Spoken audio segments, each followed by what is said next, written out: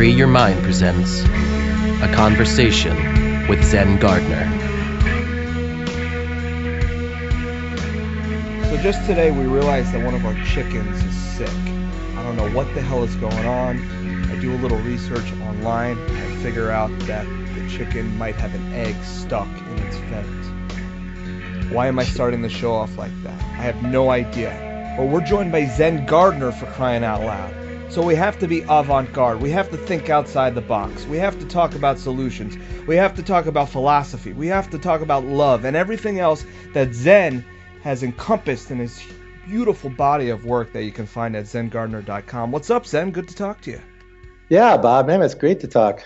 I wanted to chat with you for a long time. I'm sitting here in beautiful Spain. Yeah? And there's a little echo in the room because our house is built into a side of a mountain. This beautiful little town. It's got this really long history to it when the Moors came and Caesar was here and all kinds of stuff. But so it's built right into the mountainside. We even have a whole dining room that's inside of a cave. That's pretty cool. Yeah, it's really neat. It's really neat. Beautiful place, beautiful people. We were joking off air that if an EMP happens, that might be the spot to be in. Yeah, come on over. Yeah, I'll have to check it out one of these days. Yeah. Of course, we're restricted in traveling because one of the things our family has decided to do is to avoid the mark of the beast, the birth certificate, the social security number, and so on and so forth. So what I've realized is that's created a double-edged sword. How important is it for you to be a sovereign, free human being? Wow, that's everything. Somebody asked me if I'm an anarchist once, and I said anybody who's awake has got to be an anarchist. Exactly. Doesn't it literally mean to be without a ruler? Yeah, without hierarchy over you, without having any kind of a structure, except for the most elemental of things to keep community working. It's the way it should be. Same thing with sovereignty. It's our essential nature. The fact that we have to be granted our rights or granted freedoms is the most absurd concept in the history of humanity. When we're born with these, this is our innate nature, and who the hell took them away? They had to be given back, and we're supposed to be grateful. It's upside down and backwards, as you well know. They've got this thing structured in a way that people can't think straight, and that's the saddest part. But thankfully, a lot of people are waking up, grabbing things by the horns, and realizing they have to unlearn everything they ever learned, and everything they were told is virtually a lie, and to question everything. And that's a pretty fundamental shift in consciousness, you might say. That's a little rough at the beginning for some folks, but I like to encourage people, just keep going, because the beauty and the unending expanse of awareness and empowerment and all kinds of wonderful things is well, it's always been inside of us, but it's right at the tip there, just waiting for discovery. Yeah, I couldn't agree more. And that's what we're all doing here. We're discovering new things, rediscovering things, relearning things. And I think of so many different components of what we were told when we were children, perhaps, or when we were adult children, because many of us, no matter what age we are still children if we're being brainwashed by the nanny state or the nannies, right? So in a sense, we have a lot of adult-based children, and that's what the schools do. They keep you a child. They keep you an order follower, a student of whatever they're being told. And when you become an autodidact and you get beyond just this blind allegiance to whatever it is you're being told, you start to see things differently, don't you? Yeah, it's well said. How you put that. What's handed. Children before the age of 5, some say 7, they're operating in a real freedom, a beautiful space of creativity, which is why, as you know, that's why they go after kids with not just the education system and mind mush media, but vaccines and dumbed down food and all the other toxic pollutants, EMFs, and the rest of it, to get them in this formative stage, so they shut down and lose that innocence. We do change. There's the brain starts to take on different attributes as we grow in our physical bodies anyway. But if kids, I just dream of the world, and I think I so. know it will be. I mean, it exists in our hearts, therefore it is. Where people are brought up in that open, encouraging, creative, imaginative environment where they're offered information and they're not told what to think or what to believe or what the conclusion is supposed to be, or given this notion of scarcity where they're freaked out of their heads about what they're going to do for life just to pay their bills, and aiming for that little cubbyhole called a cubicle to live in, and live to get stuff and on through the, they say that a rut is a grave with the ends kicked out.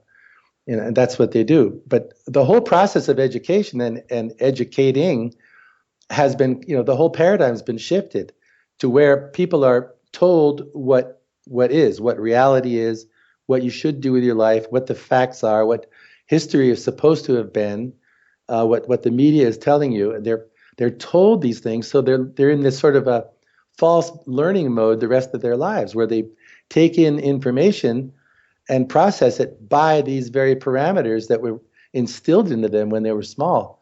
And it goes, as you know, right up through university, but with or without formal education, everybody gets the same brainwashing. So it's, that whole paradigm has to shift. And the beauty of it is, I mean, what's happening now with humanity, and you and I are in the thick of it, and we can feel it, we can sense it. It's so inspiring, the changes that are happening. But on the same token, on the other hand, the chaos and the confusion is stepping up. So there's this great divide going on between the sort of the conscious and the unconscious. And it's not a war between people. It's a war of, it's a spiritual warfare where, and we need to remember that and not take the people who are asleep as any kind of enemy or, they're opposition in the sense that they represent false ideas and try to suppress us along with what they're being told to do. But this awakening, this great divide that's happening, is precipitating some very crazy stuff. I mean, I see people driving, especially when I was in the States. Thankfully, I got out for the same reasons you just delineated, because crossing that border, I thought I'll get out early before I can't get out. And, the barbed wire goes up semi-permanently. And I don't like to visit back there. I have kids and grandkids, so I go when I know, universe is really calling me to go. And I go fearlessly when I do go. But it's rare, and I dread it. But I will go when there's something really worthy, and I know I'm supposed to be there. But this divide that we're experiencing is massive, and in between, it's like between the wash cycle and the rinse cycle or something. There's this vortex that people are experiencing, and I try to help people grasp it and look outside of themselves for solutions in the things that I write, because people tend to look in and think it's their fault, it's their problems, but really we're a product of not just our internal activities, but the external is so freaking weird now. We have to see things for what they are and learn to, sense things from the heart and use our intuition to grasp the really much more fundamental and important elements of these spiritual shifts going on. The outcroppings of which is this geopolitical nonsense and, all the other, this New World Order crap and all the UN agenda and everything else. That's just the outcropping. But the warfare, that spiritual battle that's going on, it's a chance to grow. It's a chance to really, like the surfers, they like the hurricane waves, get me out there in the big stuff. But most people, they'll run from it, or they'll stand on the beach and get crushed. Or if you know how it is surfing, if you're not paddling, you're going to get whacked. So life is a lot like that, and people are experiencing it, and I think it's a really cool time. I would, if I had a choice from some parallel universe to be on Earth at any given time, I would have chosen here in a heartbeat, here and now, because this is an opportunity that is absolutely unique in humanity. Obviously, humanity's gone through cycles, but I see it more as a spiral. And I think, when you look into the yugas and the epics of things that humanity's come through, this is an amazing golden opportunity. One of the great advantages of which is, as you know, the internet, our connectivity, and the surfacing of suppressed information. I like to say that I think the Matrix has backfired in many ways, one of which was to suppress and withhold and obfuscate information for decades, centuries. And now, when it's available, the vacuum inside of humanity is so vast and so massive, it is just gobbling it up, and it's causing this really cool storm of, call it the awakening, or this uprising. They say the apocalypse, the revelation, and that's what we're seeing. And we're seeing it in archaeology. We're seeing it in science breakthroughs, the melding of consciousness with quantum physics, and all these cool things. I mean, we couldn't ask for a more unique time in history to be alive, and I think that excitement has grabbed a lot of people. And we don't always understand it. We're in it together to try to grasp what it is, but it's cool. And as you know, we make the best friends. You find long lost brothers and sisters you never realized you had, and this community is continuing to build. And perhaps its very lack of organization is its strength at this point, because there's no head, there's nothing they can stamp out to stop us. It's not like we're all following some leader. Well, it allows for synchromysticism to occur. One of my favorite terms for Mark. I like that. Yeah. Yeah. So it seems that this chaos theory that is the internet, if you will, and this communication that we have, has allowed us to expedite certain communications and networking that is not necessarily anything we've ever experienced before in human history. Absolutely. I mean, look at some of the websites now that are available, even on day-to-day weather anomalies. The geoengineering tracking, the people who are watching space weather, people who are tracking earthquakes, and they're outdoing these mainstay scientists. They're stuck in the rut, old scientism worshippers. They're outdoing them and on a daily basis, and they're starting to interact. They're starting to react. They're trying to challenge people who've been, homegrown, call them scientists, but really, they're truth and knowledge seekers and purveyors. But it's just the coolest thing, and it's happening in geology, philosophy, mysticism, and everything is just exploding, and people are connecting the dots, and new things are formulating all the time. It's a vastly exciting dynamic that we're in the midst of. It's interesting. I don't know, a lot of people don't know this, but around 2,600 years ago, or 2,600, I think it's right on the cycle, there existed at the same time on our planet not only Buddha, but Lao Tzu, Confucius, Zoroaster, Heraclitus, and the early Greek philosophers, and those were the really on top of it guys who integrated spirituality and consciousness before the Platonic era. And there's others that existed within 60 to 80 years of each other, and there was no internet. There was no way they could have each known that there was this rise of consciousness and awareness, and these movements of change that were sweeping the planet in completely remote districts.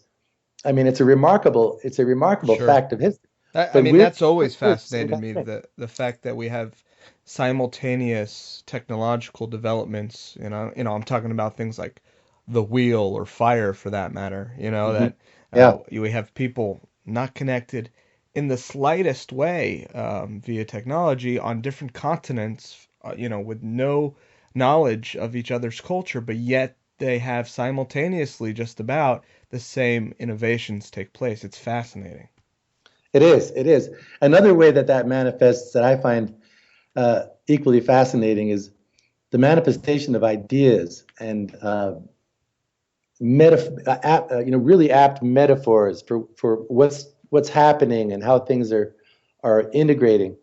You find that out when you're posting articles. Let's say you go to find an image on an article that you put together it's original, and you came up with a title that you consider, I like that title, and it goes together with the text, and you kind of work it together until you got it the way you think it needs to be. And then you go look for an image, and you might type in the title of your article just to see what comes up when you're searching for an image. And sometimes you'll not only find the same title of some other work that may or may not be related to what you wrote, but you'll find images that have the very exact concept buried in them, not buried, but manifest in them, and it was already there. So I use that to kind of check myself. If I come up with an idea or like an article, I'll put together something that I'm sensing at the time, and I'll integrate geopolitical stuff and things that I get off our comment board, emails I'm getting, and sort of synthesize it and come up with what I'm sensing is going on. And I'll get back all these emails like, how did you get in my head? That's exactly what I'm going through. Or I was thinking the exact same thing. Like, this is blowing my mind. But all I'm doing, and any one of us is doing, is, call it channeling, but manifesting this collective consciousness. And it's a fascinating thing. And I really do think that humanity is moving back to where it once was, where we worked by telepathy, by really having, this commonality that we can really rely on without physical or informational confirmation. And I think it's going to be important in the time to come. Like you said, that EMP burst is going to happen one day or another, whether it's the sun or man-made, and things will shut down. And, we want to contact our loved ones and see if they're okay. And call it remote viewing, call it whatever, but those capabilities are clearly within each and every one of us, that you don't have to be some super duper seer or psychic to have those capabilities. We all have them. And it's just some people have manifested them sooner or to greater degrees than others. But I think that's the next frontier, personally, is developing those capabilities, because that's also going to be our weaponry for how we go about further exposing the system and the matrix, but also how to outrun them, how to end run them, how to prepare before we know something's coming, how to dismantle them, how to rise above them, how to transcend what's going on. So you're talking about a sort of evolution of spirit, of philosophy, of love. And this is something that I think needs to take place in order for us to rise above and to reach our potential and our true nature, not the behavior that's being fed to us, but our nature, on the other hand, which is very different than the aberrant behavior and the manipulations that are at the hands of the powers that shouldn't be. Now, they, on the other hand, then, are looking at keeping us devolved and at the same time, for their own sake, moving to a transhumanist-based agenda or life form, if you will. How do we differentiate the transhumanism agenda, if you will, for better or for worse? That is one of the means in which these certain interests are moving, from this evolution that you're talking about, that to me seems intuitively as more of a spiritual and philosophical based initiative. Mm-hmm. That's a good question, because as you know, one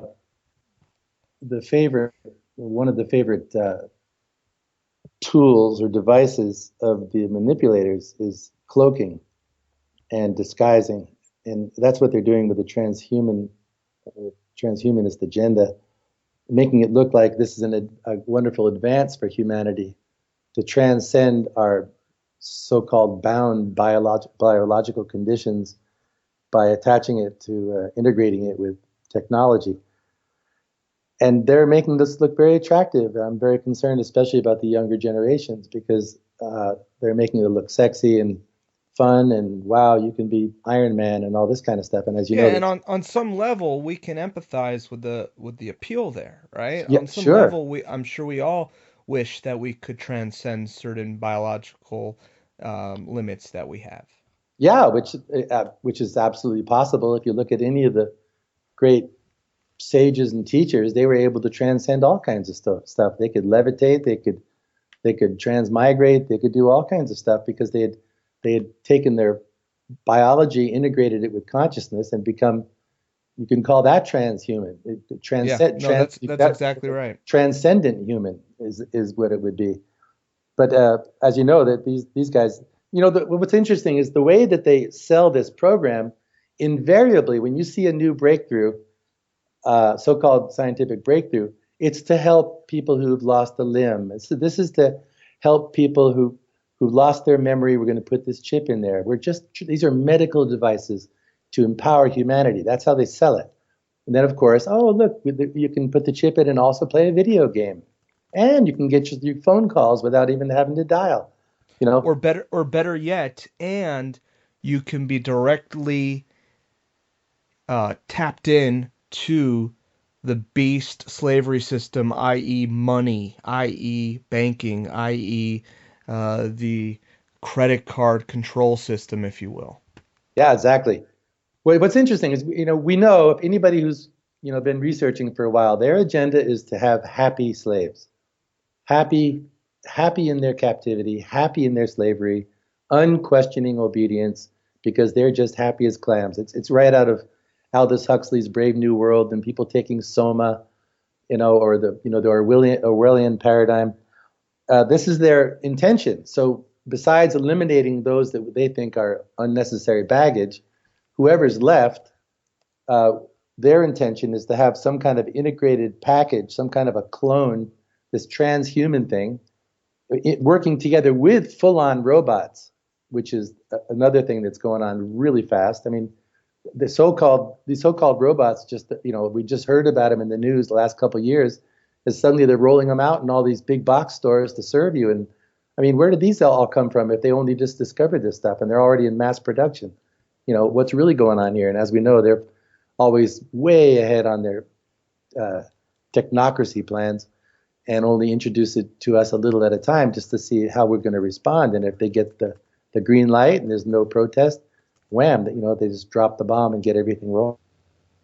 Well, technocracy is a really important concept, I think, in terms of what the world is going through. And it's clear, as we said before, about transhumanism. This is the direction that they're moving everything, to continue to depersonalize the human while reducing the amount of us and getting a more controllable workforce. And Sure.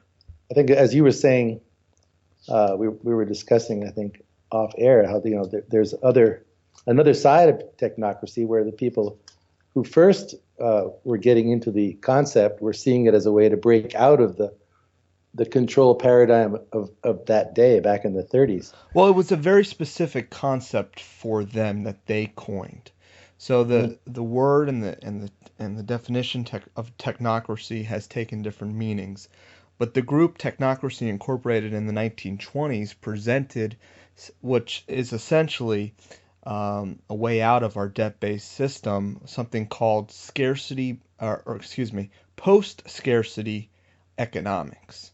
And they simply showed that, with Tesla technologies and the abundance of resources, that we had an ability to go beyond scarcity being the constant means of controlling distribution. And that's what they presented. Now, of course, it's been co-opted by the powers that shouldn't be, by the United Nations, all under the guise of sustainability all of a sudden. And you'll notice that's the focus. The Agenda 21 focus is constantly on limits in population growth, limits in resources, limits. And that's where they've completely co-opted, and as a result have offered a completely different version of technocracy that's going to be controlled by the elite and the transhumanist agenda. Exactly. Co-opted is it. Like the, what do you call it, controlled opposition.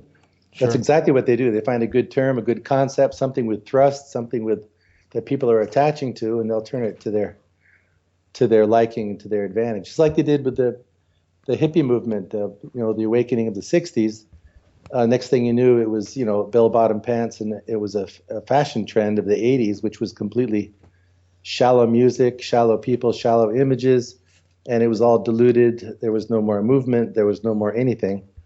Yeah, And the same thing with psychedelics. By steering it. Yeah, exactly. They did the exact same thing. And that's what I don't think people realize, although they're beginning to, with the power of these social engineers to do something like this. It reminds me, I've been reading about a little bit more about Snowden and the whole idea of limited hangout, how releasing some true, seemingly damning information is actually to protect from really damning and empowering information from coming out.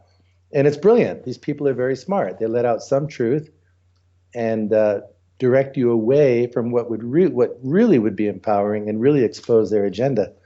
So that's what they do. It's a release valve. You know, It is. they It is. need those movements, those release valves. That's what my criticism of the Ron Paul campaign was. You Yeah, know, I everybody agree. felt so empowered by Ron Paul, and I said, this is just another release valve. Same thing with Exactly. Occupy.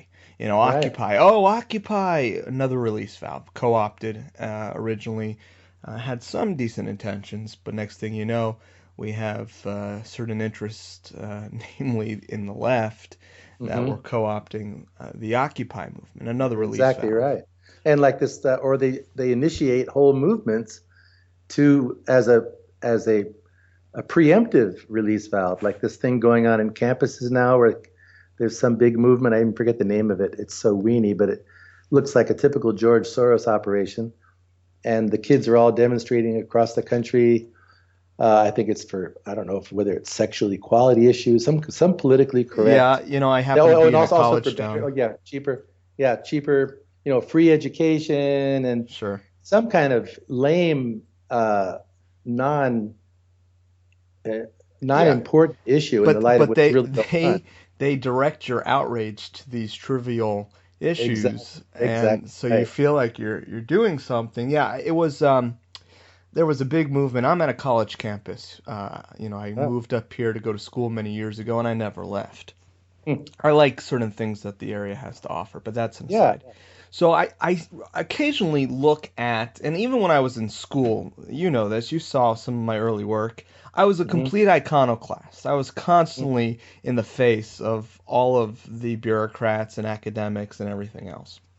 But now that I'm outside of school, I occasionally look back in through another lens, if you will. Not so much a different lens, but an additional step outside of the box. And recently I saw that they were protesting rape and how, and this is the movement that is big on campus right now, that how somehow promiscuous clothing and whatnot should not constitute a green light to rape hmm. someone. Provocation. If I was to break it down in a nutshell. So I'm thinking about this and I'm thinking, wow, what a great movement. Raping is bad. Women should be able to dress promiscuous if they choose to. Wow, this sounds to me like I don't know, a basic natural law understanding, a basic fundamental. Hey, if you harm somebody, it's wrong. If you violate somebody's space, it's wrong. I'm so glad that these college kids have something to live for. Yeah. Well, it's a revelation in dystopia. Like Orwell's famous quote, and telling the truth in a world of lies is a revolutionary act. That's a big deal to get back to common sense. It's obviously it's not very common, but yeah, you're exactly right. It's a revelation. These things, bad is bad. Yeah, no Wow, shit. wow. It's like, yeah, I get it. Rape is bad. I mean, hello, where have you been? Yeah, As if somehow 10 years ago there was a mandate by Congress that's all of a sudden said, you know what, rape is good. Rape is actually good. No, nobody's ever said this. Nobody's ever said this.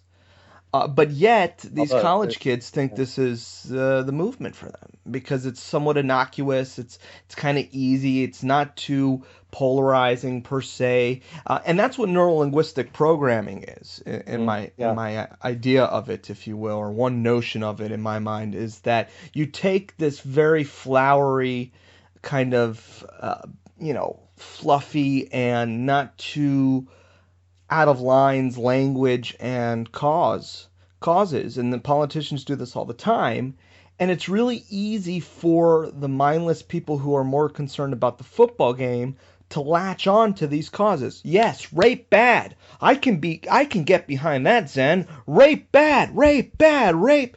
And it's like, come on, dude. Come on. It's just the same thing with some of these events we've seen. You know, it's really easy to say that murdering is bad. and therefore, some of these mass murders that have happened recently are really bad. They are bad. But it's not so easy to say that institutionalized mass murder using the state as your weapon is a form of ultimate evil that has not seen the light of day by the mainstream media and so on and so forth. Meanwhile, yes, it's really easy to get behind the fact that these mainstream murders are bad. Yeah. It's like institutionalized pedophilia. You can't even use the word. Now they're trying to pass laws to make pedophilia legal. It's wow. They have all these boxed off areas you're not allowed to talk about. But Jared from Subway, that's right. He's a pedophile. That's bad.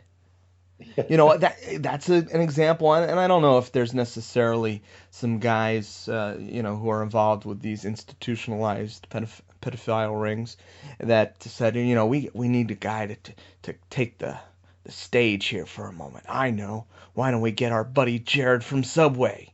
Right. He's a low-level minion. Let's get him. It's not as if that happens, but I'll tell you what, if it was some of these other folks that were found to be involved with this, it might not see the light of day. In fact, we know that it wouldn't because of a track record with this kind of issue. We can look at Boys Town.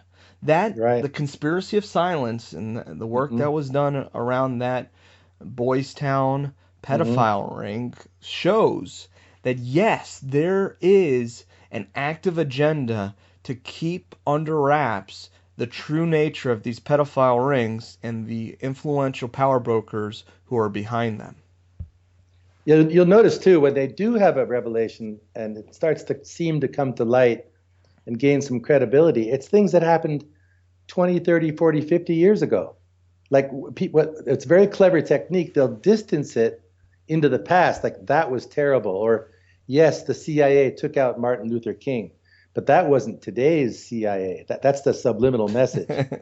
Those were bad guys. Those were bad times. We agree. We'll let you have that one. But that's 60 years later, whatever it was for Kennedy. And by that time, it's been it's been hash and rehash, and they're distracted by the daily nonsense. You're saying about the kids responding as if there's been a law passing it's okay to rape. In a way, they have been given a signal it's okay to rape. If you look at music videos today, and you look at Hollywood, and you look at this stuff, and the Miley Cyruses, and they are being told it's okay. These things are promoted, millions of dollars of publicity. So it's a contrived paradigm. Yeah, exactly. So they're being told it's, and they do this in every area, as you know. They heavy, crass, pornographic sex is promoted right, left, and center, yet in society's stringent little narrow-minded mode, they'll have this thing like religion does. Oh, that's a bad thing, yet they promote it on the other hand. So people are always caught between these two different whole sets of ideas, and that's the typical milieu for cognitive dissonance. You're shown it's okay, but you're told it's wrong. And everybody's screwed up sexually. They only get worse. And the same thing with the anger agenda. If they're gonna, they don't want to promote violence and they don't want to promote guns. Well, go look at all the games these kids are playing, blood splatter games. These games were designed by the military. Yeah, exactly. And they're promoted right, left, and center. Yet if a kid, the other day some kid made a gesture with his finger like he's using a gun, and he was kicked out of school. Just some young kid. The water pistol was one thing, but now it's like, are you kidding? So on one hand, we got kids getting expelled from schools for going bang, just saying the word bang. Right. And then on the other hand, we have our society and our culture obsessed with killing people in a virtual game. These video games are a huge business. Call of Duty and all of these games. I'm twice removed from any of this stuff, but I still hear about it somehow. Yeah. And then look at the news. On the same token, they say guns are bad, and their soldiers are marching up and down. France gets pissed off in this recent incident, and they send over a bomber and drop 20 bombs indiscriminately, just to let off their anger on Syria. You know what's in my They son don't the even other know what day? My they don't even know what son, they're hitting. Yeah, he's 3.5, and you know, I thought he might have hit somebody at the park. You know, not real aggressively, but I thought he might have hit somebody. By the way, none of this is true. But anyways, I thought he might have hit somebody at the park. So you know what I did, Zen? I decided that I would beat the crap out of him to try to tell him that hitting is not good. right. Exactly right. Exactly right. War is peace, ladies and gentlemen. Love Yeah. is hate. Safety is fear. And everything else. Welcome to 1984. Jeez. Slavery is freedom. It's sad to see, but they're succeeding in the mass mind. I mean, we're picking them off from the edges, and there is an awakening happening. But I'm in the midst of an article right now just about breaking the blockade. We've got to, while we can, because we know this Paris thing is going to be used to really clamp down on alternative and independent media. They're already getting their rhetoric going in this new 9/11, the European version, and they're going to come after anybody who's still speaking the truth and thinking rationally as enemies of the state. And I think it's really time to launch a full frontal assault to get this information not just out in our usual format, but to find people still with balls in the media who are willing to stand up and point out the obvious. So how do we do this? Outline this I'm strategy you're working in the on. middle of writing it, but I know that as individuals, as each of us put it out there on our different platforms, individuals can start pounding their local outlets. They can if they know somebody that knows somebody. It's like we've got to step the activism up. And when it comes to information, it like I wrote an article once called "Mind Sweeping for Truthers." When you go out, you may not find people. You go through a lot of people till you find somebody, but that person may go off like a rocket and turn into a real truth activist. Has happened to you, has happened to me. Yeah. They're out there, but we have to keep moving. We have sometimes to push it's the last person you expect. Exactly right, and it's like that. But we can't. We have to be really persistent about this right now because we have this opening, and a lot of people tend to fall back to that deterministic, fatalistic attitude. Oh, well, society's not accepting it, and we'll just see how it rolls out. No, sorry, I don't accept that. It's up to us. It's up to you. It's up to me.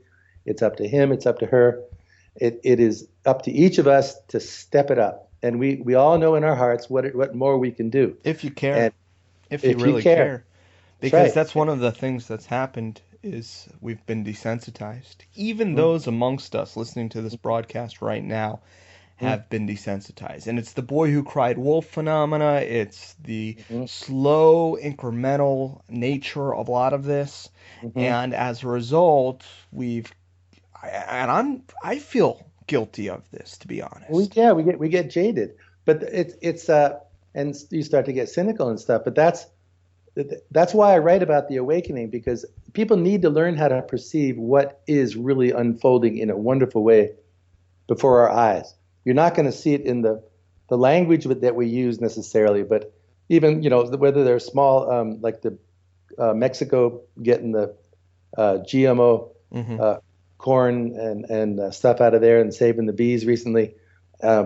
These are steps in the right direction. They hearten people, but not just that form of activism. I think people in their own personal conscious development need to learn to interpret the news and see with a deeper perception, more than the usual understanding. For example, this latest thing that just happened in Paris. What struck me, and I really I can sense a greater field when I'm feeling certain types of understandings. It's so obvious what they're doing now to so many, and it is reaching a critical mass of awareness. But it doesn't mean we just sit and let it happen. This has happened because people have pumped out amazing videos. They've researched diligently, and like we were saying earlier, other people are picking up the torch now and going after this with with new vigor, and we're sort of moving forward to and where we can build community and how we can reinforce the new building that's going up, and find those new fields of information and empowerment. But I think people need to learn to realize, to see through what's going on, because the confusion's only going to step up. They're only going to keep the nonsense going and blowing up all this smoke and flashing all these mirrors to try to make things more confusing. But to the discerning and those who've begun to awaken, they go, wait a minute. And there's a vastly larger field of information available than when you and I started doing this. It has exponentially increased. So people can go online and find fantastic information. Okay, there's a lot of disinfo, and clearly they're infiltrating the information world, especially our side of things, to try to throw people off track with all kinds of either wacky things or outright, trolls and stuff like that. But to the discerning heart, your heart's pure, you're going to get the good stuff, and it's going to come to you, and you'll get past those little booby traps and stuff like that. That's everybody gets fooled or hoodwinked or distracted, but you keep going and you're right on track, 1 minute to the next. Okay. But I think it's important, people should find empowerment, learn how to derive that and try to dwell on it, because same as you, I reach my max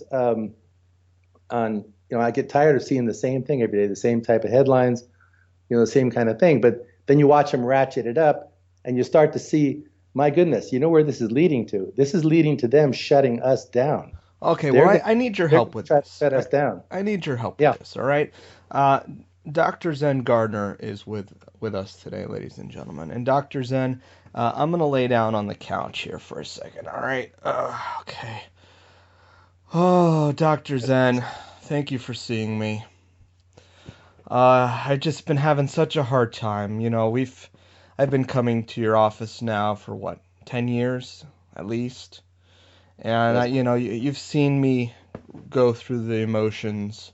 You remember when I first woke up to what happened on 9/11, and I was angry, really freaking angry, Dr. Zen.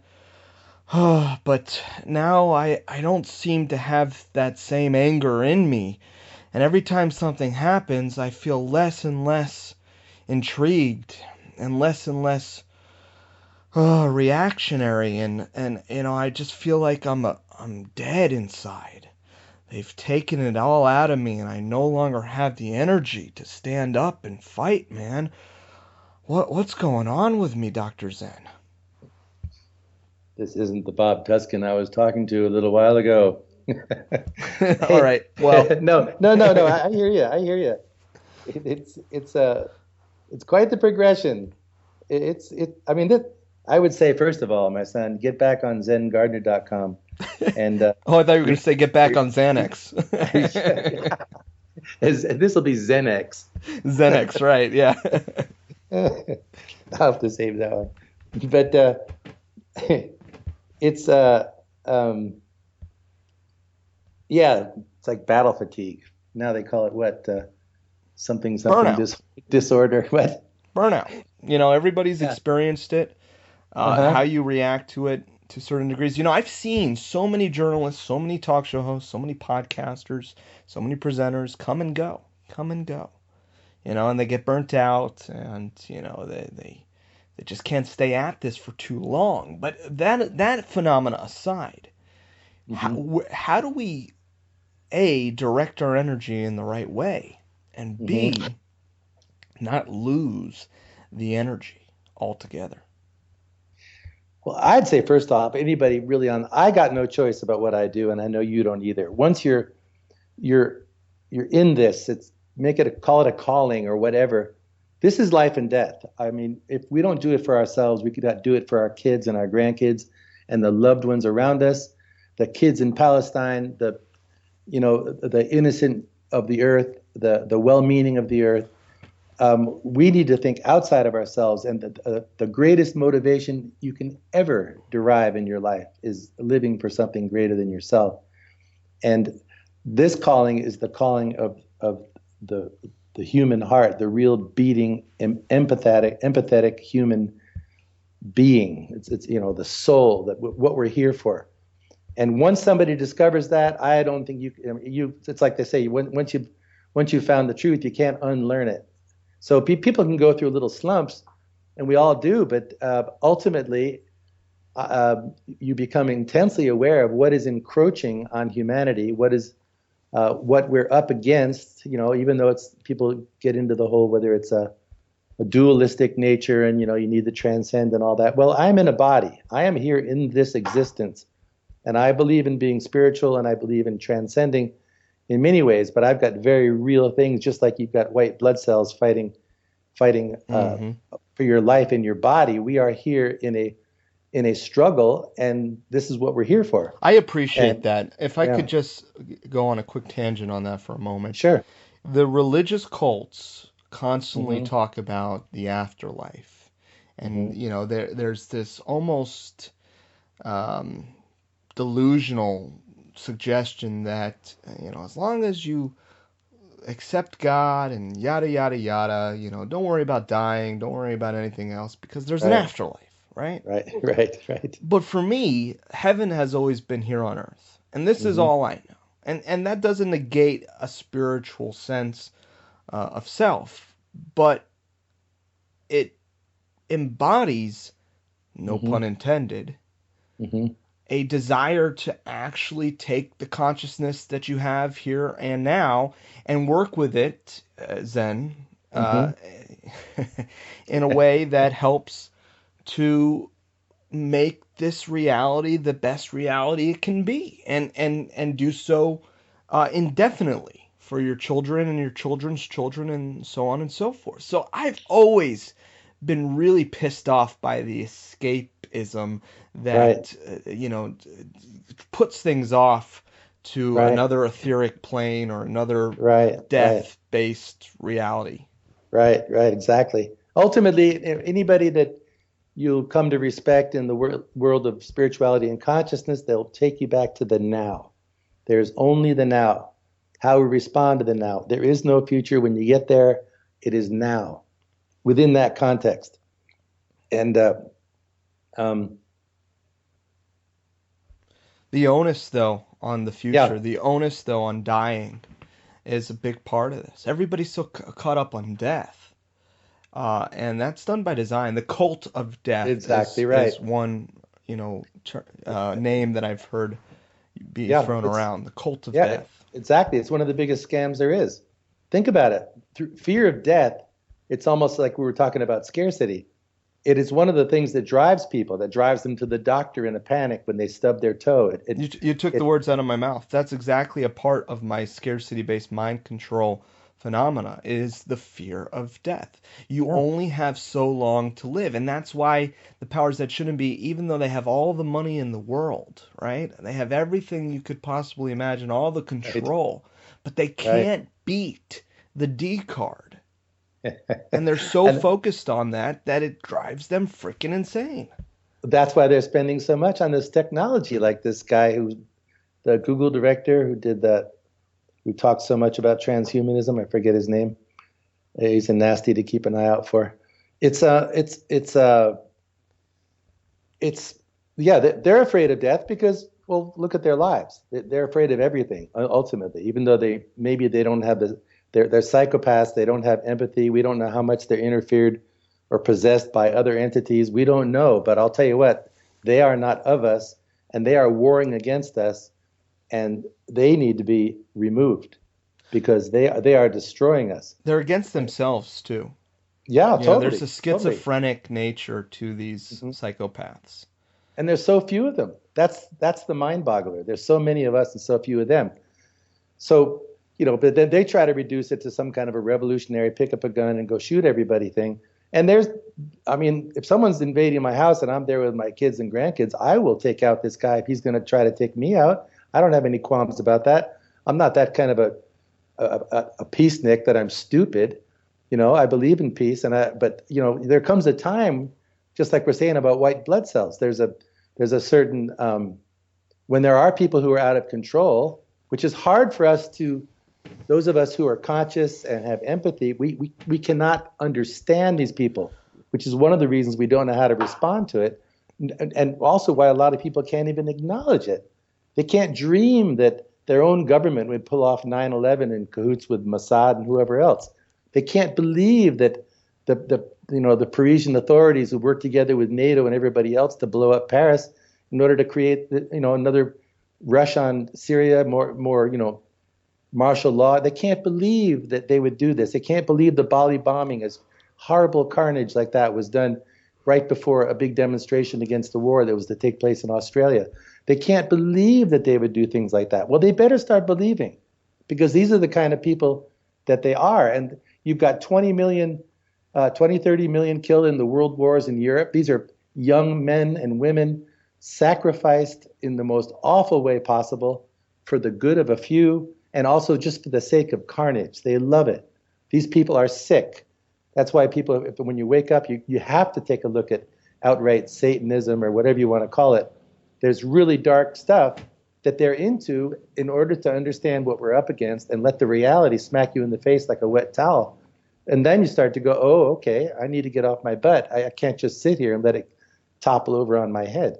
And I got to get other people going too. It just hits you as plain as day. It's a natural progression of any rational mind or awakened heart. That's just the way it's going to be. That's why when people hit these little slumps, well, that's understandable, but we pick up. I'll get tired, but I battle a lot of physical stuff and a lot of weird stuff the last year, but I don't stop. I can't. And the more I keep going, the stronger I get in other ways, but I have to learn how to, take care of my body and learn how to rest and stuff like that. But I mean, what do? We're in the midst of an outright, inter something or other in a war that we're still trying to get a handle on. But look at the wonderful people that we get to meet, getting involved like we do. I mean, I have wonderful old friends from my past, but it doesn't compare to the camaraderie, the brotherhood and sisterhood I feel with the people that I work together with now. And that's what keeps me going. It's this reciprocal love. There's no sense of this kind of parasitic or draining thing. One strength goes upon another, and we can help each other. And these are the kinds of things and if people aren't experiencing that, they need to get their butt to where they will experience that. They can't just sit home and mope. I understand that, there's a time when you really feel alone in all of this, but people, now they know they can hook up over the internet. That's why I got involved with this Full Circle project that's got something on there called the Community Connector, where people can go on there, say where you are. You can use whatever name you want. It's discreet. But you can find people in your area with a similar interest, or maybe in other parts of the world, start working together. What are you into? Find things going on. Other people are trying to do the same thing with different formats. This one you can get to by going to fullcircleproject.net and working with Max Egan and Ole and Louise Sutton and a lot of different people are kind of. It's just an interchange. It's not a movement. It's leaderless. It's just an interchange to try to help people connect, empower each other, and find that community, because it's time for it. I mean, I can't tell you how many emails I get of people who are experiencing this kind of depression or loneliness and just sense of futility. But when you get around other people and you have that same vibe, but you also express the same hopes and desires, things start to cook. You can't start a fire with one stick. You got to get a few pieces of kindling together, and you get it lit, and then after that you can put the bigger logs on. But you need a few together to get that fire really cooking. And this is what I think that one of the steps that needs to be taken next, and it's being fought. Not so much, by them, because they love to compartmentalize, divide, and conquer, which is one of the main reasons for that whole ploy. But it's also our own pride, our own inertia to get out of our little worlds. Some people need to move out. They're in a big city. They know it's going to blow up. But what are they doing sitting there? They need to move out, if at all possible. And, I moved out of the country. I'd rather keep going doing what I do than end up in a whatever scenario. You get popped off for a FEMA camp. But worse than that is I didn't like living there with looking over my shoulder all the time. We're outside of the U.S. is nothing like that. It's a little bit, but nothing like that. I'm in Spain currently. You don't feel any of that. I mean, they're part of the EU, and there's But they just issued the Supreme Court here just took a stand, and they said they'll arrest Netanyahu and other Israeli officials for what they did to the Gaza flotilla a couple of years ago. I mean, that's pretty bold. Nice. You're not gonna see that happen in many places. And I put it up on my site with a little warning to Spain, just say, keep an eye, watch your back, because there will be blowback for that kind of thing. Yeah, you'll see an ISIS thing or some unexplained accidental mass, accident or something. But people just need to be aware of it, not afraid of it, and not act for fear of it, for fear of repercussion. The more boldly, more confidently, the more peacefully we go ahead and do what we need to do, and not hold back for fear of ourselves and the repercussions, the more can be accomplished, and the more other people will find their voice. I mean, there's nothing like the sound of conviction and courage and honesty, real empathetic love that stirs people's hearts. That's how these wonderful people in the past, Gandhi could speak with such authority and conviction, because he told the truth, and he told it fearlessly, honestly, fearlessly. Not like, I'm a fearless guy. He didn't talk like that. Hitler didn't talk like that. He wasn't fearless. He was full of it. He was a puppet. But that voice, we've got to get that voice out there so people can go, hey, everything is okay. It's very much a vibrational thing, but it's really deep stuff at work, very deep concepts. And another thing I encourage people to do, I just came to mind, when you're really going through it and stuff, I like to listen to Alan Watts. He's got hundreds of YouTube videos from his talks, but he takes things apart spiritually in a way that just calms you down. Whether it's about your ego, whether it's about what is life, what is death, is there really death, are you really somebody? But it's not ethereal cereal. I find it very feeding, encouraging, and it just helps me separate and take my machine out of gear, let it sit in neutral for a little bit, and re-grease my gears. But things like that, or whatever people find inspiring and encouraging, just take that break. Give yourself that time to refresh, and with good information, something that's got that vibration of peace and love and calmness. And I'm not talking New Age stuff either.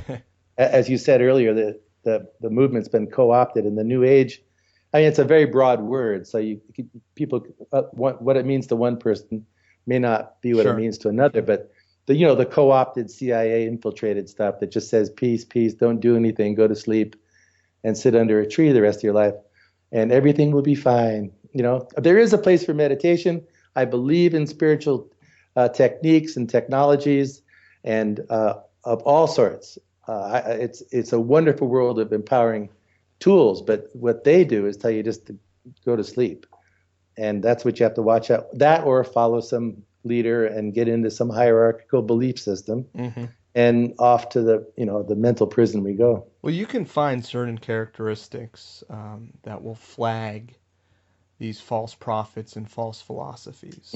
Yeah. There are certain red flags that will appear. Mark Passio did a great job in outlining some of these concepts in his New Age bullshit talk. Yeah, he's brilliant. Yeah. So, well, Dr. Zen, I feel a lot better, man. I'm so glad. Do I make an appointment with your assistant, or how do I reschedule for another appointment? Because I'll probably need this in a couple days. Yeah, I'm going to comp this visit since we haven't seen Really? each other. Yeah, it's on the house, baby. Oh, wow. So no FRNs your way. Okay, all right. Yeah. Oh, no, I'll tell you what. We're in this together, brother. We go. That's one of the remarkable things to me is when I'll put an article together, that's something I'm going through and detecting in readers and comments and friends, and I'll just sort of digest it and put it out, and people write in saying, "Oh my God, how did you know? How did you get it in my head? This is exactly." Well, it's because we're all experiencing the same thing at a certain level, and when we're on this path together, and identifying what these things are to help clear the air is a service I like to try to do as best I can. But it's out there. The information is for the taking for anybody. And I also encourage people to express it yourself. It really helps. It's like the spigot in the sink. unless you turn it on, the water's not going to come out. The pressure is already there. All you do is open it. And when people open their spigot and get writing, put together some YouTubes, communicate, express yourself, go dance, whatever it may be, but let it out. Open the spigot. Things start to crystallize in your life, in your mind, in your heart, and it may involve physically moving, and it may involve preparing a little bit better for peace of mind, things you know you should have done. It may involve contacting someone, or maybe sending a word of encouragement to somebody out of the blue that you've read something and say, man, thanks, or send them $10. Encourage someone who helped touch your life. And then you'll hear back from them. Most likely they're going to go, thank you. You have no idea how much that encouraged me. I remember back when many years ago, I was reading Michael Tellinger's one of his early books. Sure. And I was so touched just by the introduction. I wasn't in touch with any, I was just little me sitting in my little place in San Diego and just getting into everything. But I would write people. When I got touched, I'd tell them, thank you, that really helped me. And I wasn't necessarily trying to make contact. I didn't expect to get an answer. I just had to express it.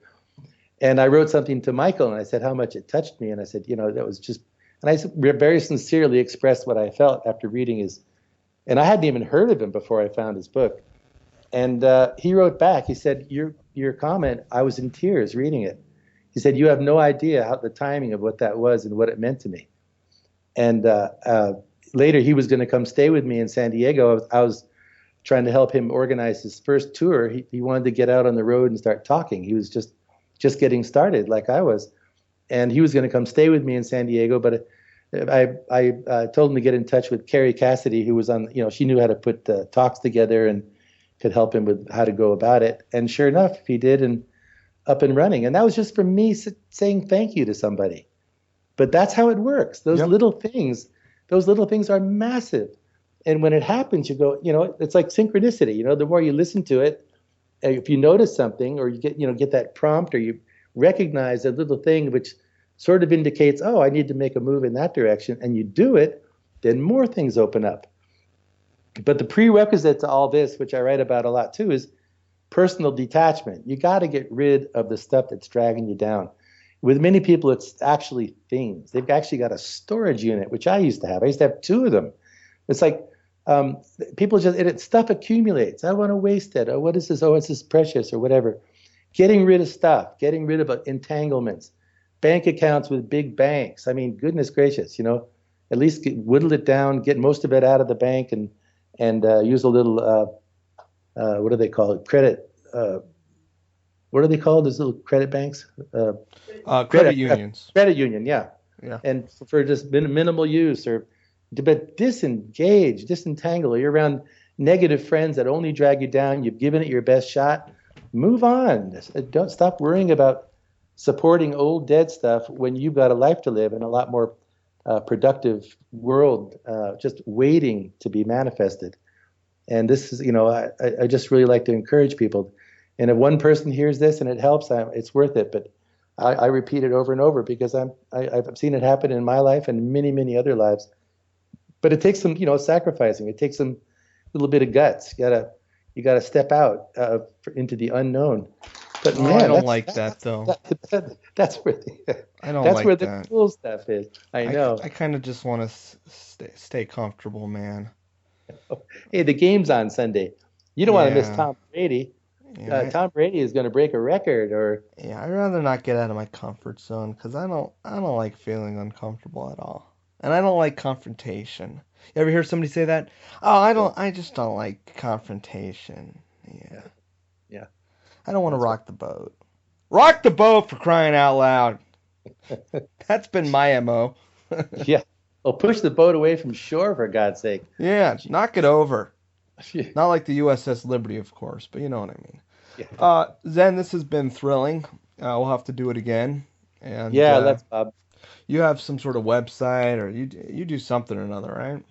Yeah, the website's zengardner.com. That's Gardner. And you'll find a couple of our Facebook pages under the same name, Zen Gardner. Okay. And I've got a book coming out in a little bit. I'll be announcing soon. And about the awakening and some stuff I think that'll encourage people, Awesome. inspire people. Well, I And hope you can make it out heading to up Free Your Mind. I know. Yeah, we're going to head up to Prague, Wow. Czechoslovakia in 2 weeks for a talk an impromptu talk with Ole and Willem Federhoff, the chemtrail ex-KLM pilot chemtrail whistleblower, Cool. good friend. And then there's stuff coming out. I think 2016 is a really important one. We got to get on the stick.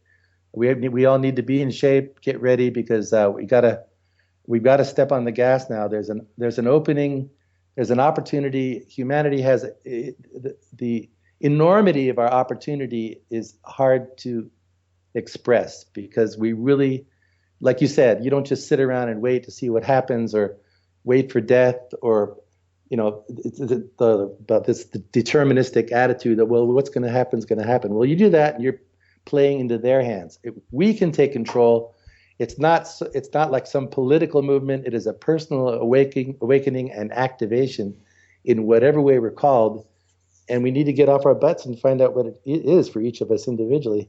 And collectively, some really cool stuff is going to continue to manifest. Absolutely. And we need to make hay while the sun shines. I'll tell you while we can still do it.